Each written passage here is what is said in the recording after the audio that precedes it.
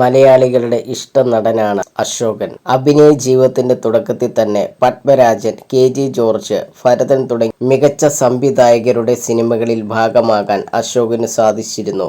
അനന്തരം തൂവാനത്തുമ്പികൾ, ഇൻ ഹരിനഗർ എന്നിങ്ങനെ ഒട്ടനവധി ചിത്രങ്ങളിൽ അദ്ദേഹം ശ്രദ്ധേയമായ വേഷങ്ങൾ ചെയ്തിട്ടുണ്ട്. ഇപ്പോൾ പണ്ടത്തെ സിനിമയെക്കുറിച്ചും ഇപ്പോഴത്തെ സിനിമകളെക്കുറിച്ചും സംസാരിക്കുകയാണ് അദ്ദേഹം. മീഡിയ വണ്ണിൽ സംസാരിക്കുകയായിരുന്നു അശോകൻ. സിനിമയിൽ അങ്ങനൊരു പ്രശ്നമുണ്ട്. ഏതെങ്കിലും ഒരു പടത്തിൽ വില്ലനായി അഭിനയിച്ചു കഴിഞ്ഞാൽ പിന്നെ എല്ലാത്തിലും പിടിച്ച് വില്ലനാക്കും. സിനിമയുടെ ഒരു കുഴപ്പം തന്നെയാണ് അത്.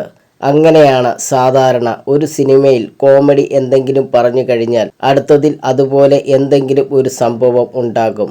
5 പേരുടെ പടമിറങ്ങി ആ സിനിമ എങ്ങാനും കഷ്ടകാലത്തിന് ഹിറ്റായാൽ ഒരു 10 പടം ഇതേപോലത്തെ ടീമിനെ വെച്ച് ഇറങ്ങും. ഇപ്പോഴത്തെ സിനിമയിൽ അതിനൊരു വ്യത്യാസമുണ്ട്. തീർച്ചയായും ഒരുപാട് വ്യത്യാസമുണ്ട്, അശോകൻ പറയുന്നു.